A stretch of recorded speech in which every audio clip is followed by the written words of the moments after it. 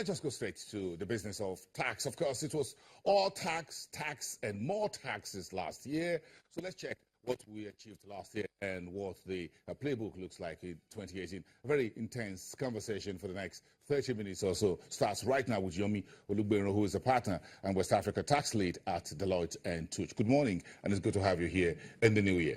Good morning, boss, and Happy New Year. Thank you. Give us your first word when it comes to tax. I'm not sure we actually finished this conversation last year. We've got to continue from there. Yes. Well, you actually can't finish tax conversation. So from cradle to grave, it's tax talk. Yeah, it's one thing that is constant. Absolutely. So, but I think 2017 was a particularly interesting year from tax perspective. Was a year that the whole country depended on, what was going to come from tax side because of the anxiety and the pressure we rolled out of 2016 from in terms of oil revenue and all of that. And if you look at how we did, I think there were very interesting activities that happened. For example, it was early in the year you had the national tax policy that was approved. You had tax amnesty rolled out in the course of the year. You had Nigeria become a member of signed the automatic exchange of information, so and the pressure that was just put on the revenue authority just translated literally into the aggression and the pressure in trying to raise the non-oil tax revenue in the year. And I think we did fairly well. We did fairly well. Do you think the government actually, we haven't seen the balance sheet, I'm not too sure if I may use that expression from the corporate world, but in terms of tax, do you think all those efforts actually yielded some fruit? I think it did. For me, if anything at all, it's in terms of the structure and the kind of institution that we're trying to build, the kind of culture that we're beginning to build in 2017. Like you did mention, we haven't seen the numbers in terms of the actual for the year. As at the time that the budget was being presented, or maybe in the medium-term expenditure framework that I saw, by mid-year, we've probably done just half of what we expected to have done by June. But that it picked up towards the end of the year because of the filing, because of the tax amnesty, because of, you see jingles now, you see short clips and videos, advertising, tax and road shows. And road shows, trying to generally just increase the awareness. The Revenue Authority tried to deploy technology, so we tried to embrace ICT. There were a lot of tax penetration drives that were done, and I think at the end of the year, if anything at all, the culture, the general awareness within the polity is a lot better than we used to have in the past. This is the first time that we had finance ministers, Nigeria's chairman of Inland Revenue Service, going on a roadshow to markets and other public places to say, look, pay your tax, distributing leaflets and things like that, and speaking generally to the common man or the people and say, look, you need to pay tax. This awareness was quite a bit of a landmark, if I may say. I can't remember the last time I saw a Nigerian finance minister on the street. No, I think it's a landmark, but you must realize that we were in a crisis situation in 2017. Rolling from 2016, if we did nothing with respect to non-oil tax revenue, we're just going to be nowhere. Imagine what we did with financing of the capital expenditure. Yes, it's partly due to the timing of the approval, but the reality also that the money wasn't just as much as we wanted. So we realized that we just do not have enough revenue that we needed to galvanize the economy and all of that, and that's why government practically just roll out the tanks and everybody on the street to go and get in the money. I haven't read the entire tax policy framework, but I'm sure you do. That's what you eat, sleep, and drink on a daily basis. So, in terms of what is in this book, yep, the tax policy, yep, are we digging deep, or we're still scratching the surface? No, I think with respect to the tax policy, it was a very decent codification of what an ideal tax system should be, considering our size, considering our peculiarity. So there were some very fundamental reforms and fundamental initiatives that were encapsulated in that document called tax policy. So, for example, there were issues around how to simplify the tax system, how to deploy technology, how to reduce the number of taxes and just have fewer taxes. There were fundamental suggestions around the need to shift from direct taxes to indirect taxes. There were suggestions around how we need to do with our treaty networks, what we need to do with respect to making tax, to incentivize businesses and foreign direct investment and all of that. So a lot of fundamental issues are actually covered in the tax policy. And I think of all of the pillars of what we needed to do as far as reforming our tax system is concerned, I think we did much better with tax policy than with the rest of the two blocks.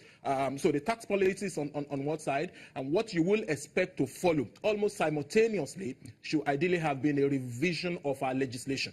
So because we have, very outdated tax legislation that needed to be brought into, into the reality that the tax policy has come up So to. we have unfinished business in tax playbook for 2017. I think we do, and I will expect that we seize the moment that we've created in 2017 to kind of move that process forward. I will expect, for example, some set of new tax bills, sent to the National Assembly to revise our entire tax system and just bring them in tandem to the current realities.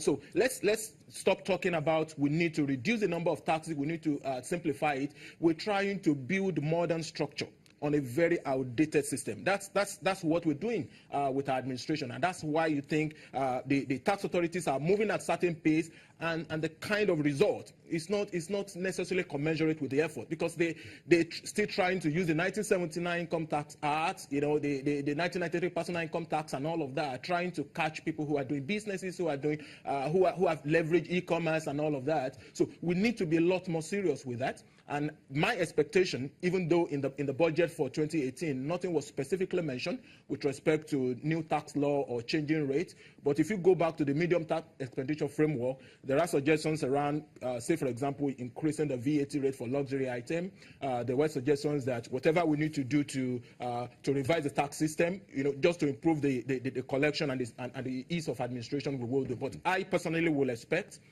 that against the backdrop of the success achieved with the national tax policy, we should be able to put together some new set of laws that will bring, tax administration into current reality. I look at some countries in the news like South Africa. As soon as the budget is out, there's a tax laws, revisions that guides the entire budgetary framework for that particular period. Is that some of what you're saying? The new, the blue ocean you would like to see? Yeah, so I mean, and it's not just South Africa. Even our next door neighbor Ghana, if you look at their budget for 2018, it's 2 volumes of book. So trying to discuss all of the various incentives as far as changes in tax laws and all of that are concerned. And Nigeria used to have it. In those military era, when, 1st of January every year, everybody's listening out on TV and on radio, trying to look out for what will be the new personal income tax rate, what will be the new company's income tax rate, and that's what is done everywhere around the world. That's what you do to bring your system into reality. That happens what you call the budget breakdown. Absolutely. In the days of the military. In the first week of the new year, like this week, is going to be all about briefings from the various ministries and parastatals about what happens in the new year. We don't get that anymore since 1999. No, I hope very soon we will return to that kind of an era. We need it. That's what is done all over the world. You think the private sector needs it? You do advisory business. That's what your firm does. You think the private sector is not really in the know as to full framework of what a new year brings? Well, or should bring. You can't overdo communication, and I think you need to do a lot more. So there is a general understanding of what everybody picks from the news here and there, but you need to articulate your policies, your ideas, your proposals a lot more coherently, consistently. Hearing from one forum to the other, and that's what the business community needs, particularly when it is consistent, when it is very clear, and when it gives you some bit of predictability that is needed for the business. So the challenges of the business is not just that the tax rates are high, or sometimes the uncertainties around the rules and regulations causes a lot more challenge than the rule itself. If we look at the playbook for 2018, how do we read the playbook in 2018? Do you think, at the federal level, some progress being made? Do you think we're achieving some progress at the subnational level? At the subnational level, I think it's still a far cry. We have a number of states that are in the forefront, and everybody will typically mention Lagos State and some of the adjoining states. But in terms of where we should be, it's not anywhere near where we should be. I think many of the states, many of the local authorities need to embrace the opportunities that the tax system as we have it present to them, and we're not leveraging that as much as we should do. The government would need to do a number of things. Tax is important. You need money.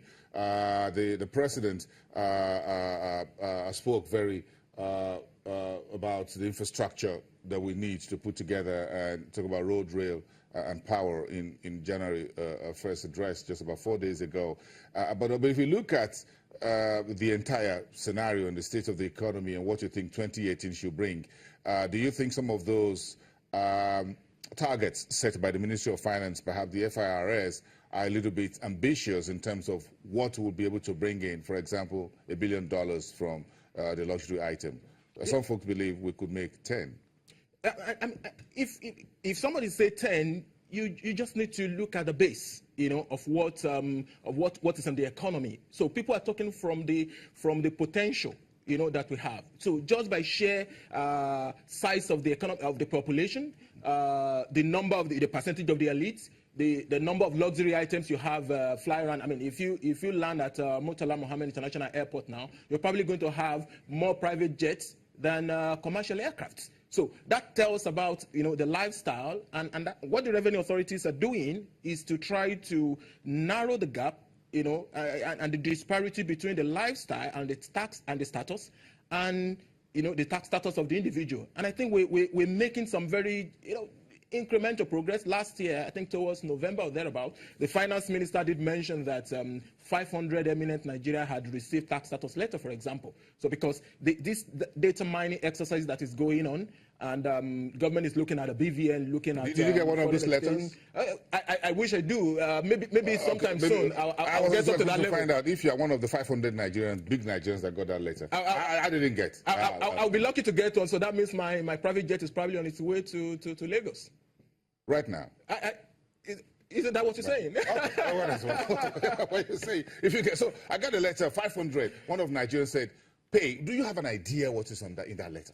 No, I think the letter essentially is drawing from the information that is now available with the federal government through the voluntary asset and income declaration. So there was a project Lighthouse that the federal government embarked upon and just tried to look for data and information about individual, foreign exchange, BVN and financial transaction in their bank status, maybe land registry, those who own choice properties in all of the places. And they just practically just put those details into the tax database to find out if you own 5 different choice properties in Abuja, for example, that is worth X billion. 5, well, maybe 20. Perhaps, just keeping it low, So you will expect that for that level of wealth, there is an amount of tax that individual should pay, and they just look at the database, the name is missing. So the letter just practically just said, "Oh, Mr. Bosun Amofaye, yes, we've seen from your record that maybe some bit of reconciliation is needed with respect to tax. It could be an oversight, it could be a gap." And can you step forward? Can you step forward? And there's tax amnesty still ongoing up until 31st of March. Just take the initiative and take the opportunity to reconcile.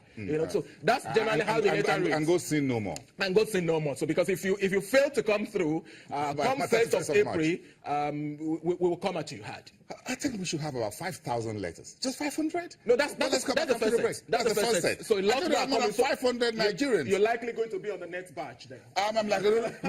There's still 180 million people. But interestingly speaking, if you look at the 36 states, if you look at, maybe some governors should be getting and some senators should get those letters. 500? It will be an interesting development. So I think we should be 5,000 letters. So I'm looking for more of those letters to be rolled out this year, actually. Let's start with 500 people. But my name was not there, and it's not likely to be among the 5,000. Get to say a million? Maybe. Let's go back after the break. We have a very big economic issues in our hands. The budget 2018 is called the budget of consolidation. So let's throw that consolidation to Yomi Olugbenro here, if he has some words on how to achieve that in the new year. We'll be right back in 2.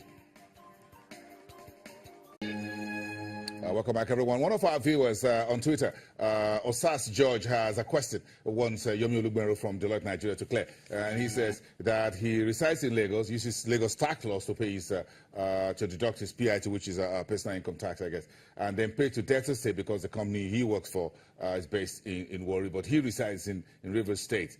is trying to find out how to clear this up. Osas George, thank you very much. How do I clear this up? Is it similar to Lagos, Ogun State?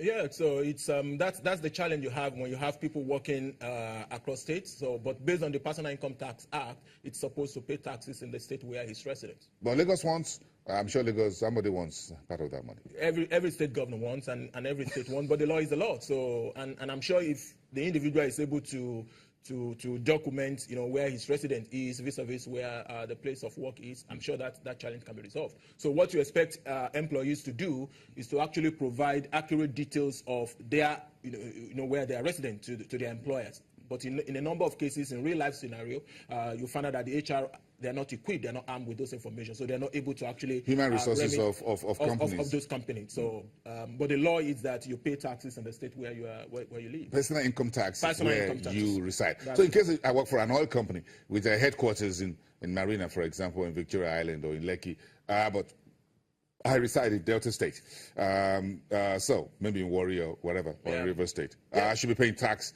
even though the tax is deducted from Lagos, where the company is resided. I should be paying that. Yes. So the company makes the deduction and remits to the state tax authorities where that individual, that employee, is resident. Of course, there are practical challenges when you start having people, itinerant worker, for example, or those who stay in other states for more than 3 months based on the provisions of the law. So you could have challenges around those states laying claim to being entitled. So, but the beauty is that within the law, there are provisions for how you break the tie. So if you have residency in more than one state, there are provisions and guidelines as to which state should ultimately receive. Maybe it's time for folks to also consolidate where they live. The husband lives somewhere, the wife and children lives elsewhere, the company is elsewhere. Those are the practical scenarios. In fact, you do have individuals that have residencies in more than one places, for example. So you start asking which is the primary place of residence. So which is the place where your place of vital interest is. So which is the place where you will ordinarily reside. Those kind of questions that get asked in trying to break the tie. If you look at the Donald Trump's tax plan for the United States, and you look at President Buhari's, does the Buhari's administration have a tax plan? Yes, I just mentioned that we have a national tax policy. So what we haven't done is to move that away from being a policy to execute. So, in whose interest is the Buhari's administration's tax plan or tax policy? I think it's in the interest of the country. So it should be in the interest of the country.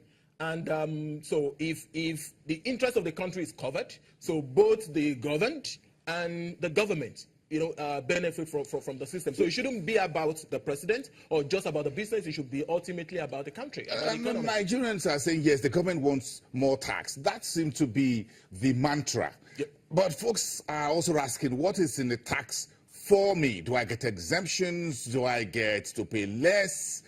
Nigerians don't seem to like the government when it comes to tax. Well, I think Nigeria has gotten to a point where every individual and businesses needs to be a lot more friendly with their tax advisors. So because those questions get answered when you seek the appropriate professional advice. So whether you're a business, whether you are individual, whether you're potential investors, there are provisions within the tax law that you could actually take to your advantage. I mean, last year for the first time, the NIPC in conjunction with FIRS, for example, published a compendium of tax and fiscal incentive that's available in the country. It's this thick. So that's it? Yeah, that's this thick. I'm telling you. It's going to stay on my shelf.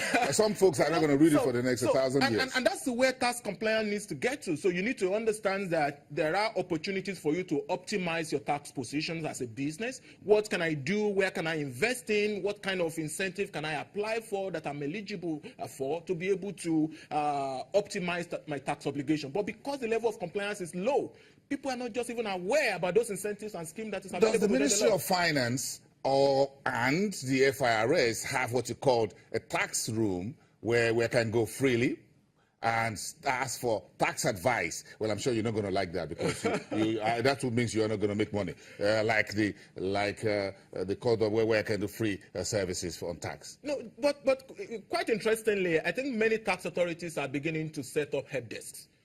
So it's probably not as equipped as you will expect because of the available manpower and resources. Maybe a toll-free. Toll-free, sometimes, yes. But maybe what we have, toll-free probably not available, but there are a number of lines that you could call to get help. But there are also frequently asked questions that you could get on a number of portals. So, and if you walk into any tax authorities and you just talk to the folks on the help desk, you may be lucky to be able to have some bit of some assistance. Because I'm looking at the help desk like you have for the telecommunication companies, and it says this is a hotline 24/7, 185 million Nigerians. Give us a call. There's no need for disclosure. Just ask us the basic questions. Who wants some information and where you can go to?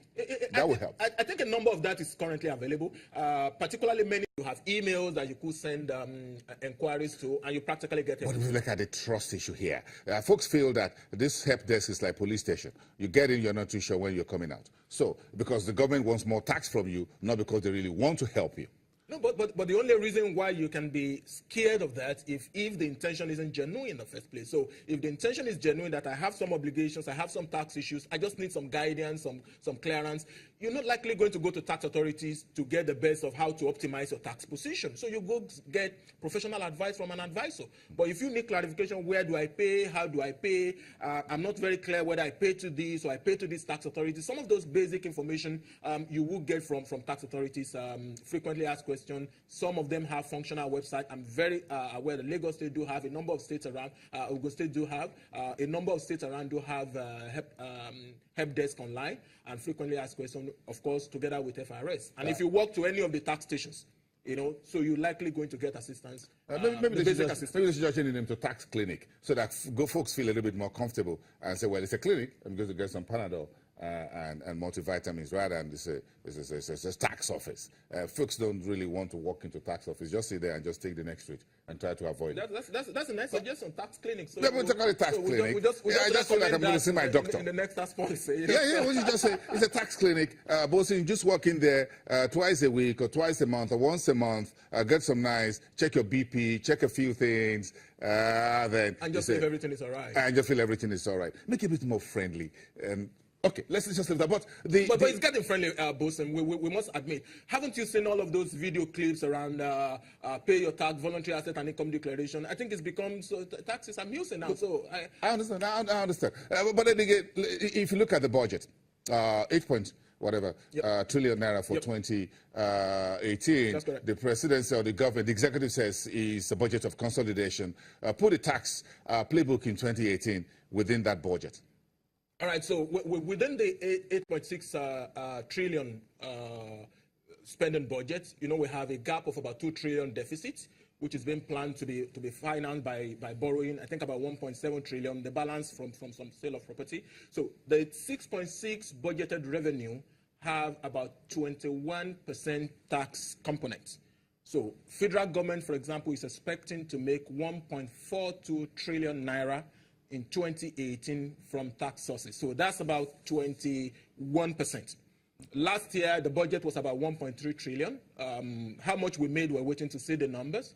But chances are that we probably hovered around a trillion or thereabouts. So that's what we're expecting, and that comprises what the federal government is going to take from income tax, VAT, custom duty, the entire tax revenue that is collectible at the central and shared among all the tiers of government is actually about 5.6 trillion. So, and federal government is getting about a quarter of that, which translates to about 1.42 trillion. Do you think we need an executive order on tax?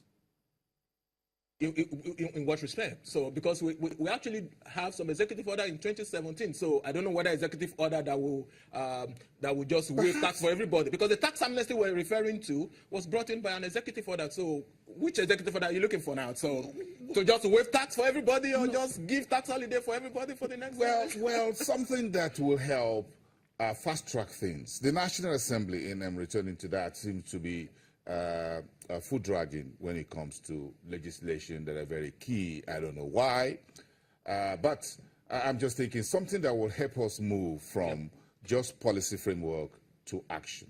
No, I mean, I agree absolutely with you, because if I go back to the issue of the tax amnesty itself, the reason why, in my view, we opted for an executive order route rather than a full legislation through the National Assembly was because we needed to fast track things. So if there are changes within the law that needed to be made, we know that the process of lawmaking can be long-lasting. So we could actually take that initiative, and I think Nigeria is beginning to use it. I mean, in my adult life, I can remember in our recent past if we've used executive order the way we used in 2017. I mean, look at all of the executive order that were signed on the Ease of Doing Business initiative and how well it helped us. The fact that Nigeria celebrated 24-place movement on the World Bank ranking, it's actually 11-place movement on the paying taxes. We moved from about 182 to 171. Many of those successes that we recorded were actually a fallout of some of those specific executive order and steps that we take. So, but we could make a lot of progress, especially in the short term, with many of those interventions. But what we need fundamentally is a complete revision of the system. So and you can't just keep tweaking just with executive order and varying rate and varying taxable entities and all of that, because some of those issues go back to the core of the legislation itself. So, and those are part of the changes that I believe we should introduce when we are reviewing the law. So we don't necessarily need to make changing the rate of VAT, for example. We don't necessarily need to make that a legislative issue.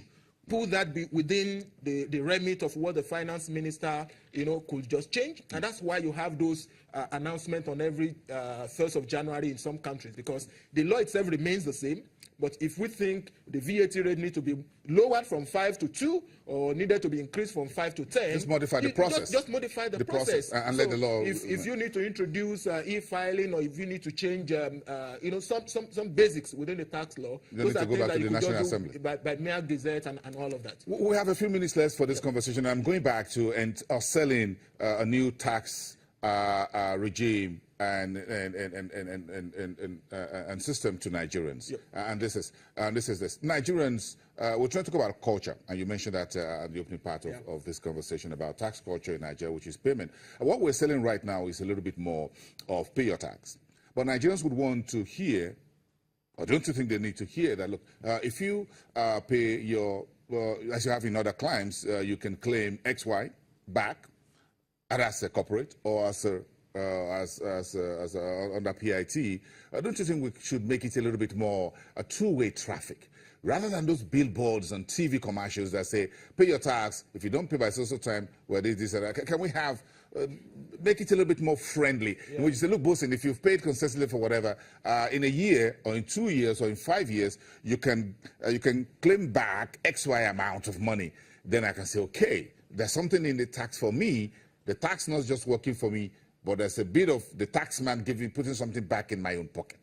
Right. So that's quite correct. So, but again, I'll go back to the point I made earlier. Within our current provisions, there are actually some of those incentives. Maybe not all of the ones that you will expect. There are some of those incentives. So if, for example, you say corporate tax rate is 30% in Nigeria, I mean, none of the corporates actually do have an effective tax rate of 30%. It could be as low as 20% for some. It could be as low as 18% for some, because there are some incentives, some non-taxable income and all of that you get deduction for. Yeah. So personal income tax rate, for example, the highest band get taxed at 24%. But the effective tax rate for anybody in Nigeria is not up to 20%, no matter how much you earn. Even if you have the airport litter with private jets, you're not going to have an effective tax rate that's above 19.2%. It's a lot lower for folks earning much more. The reason is because there are incentives, there are non-taxable income, there are reliefs and allowances, whether it's in the personal income tax or whether it's the corporate income tax that you can do. But an example that probably speaks to the one that you mentioned, for example, it's something we used to have maybe some few years ago. It's called self-assessment bonus, for example. So if you file your return within the statutory deadline, you get 1% off.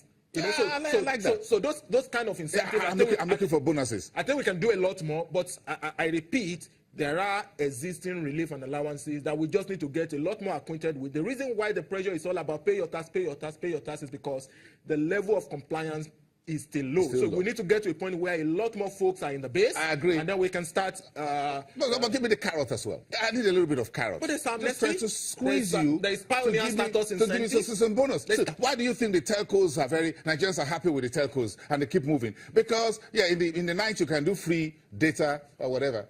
Isn't it? And then you got a free airtime. That's correct. I want the finance minister and Fowler to give me something. Bosin, so maybe on another show we actually need to dissect the tax incentive compendium. So because there's actually a law. It's also a compendium. It's a compendium. There's too many books.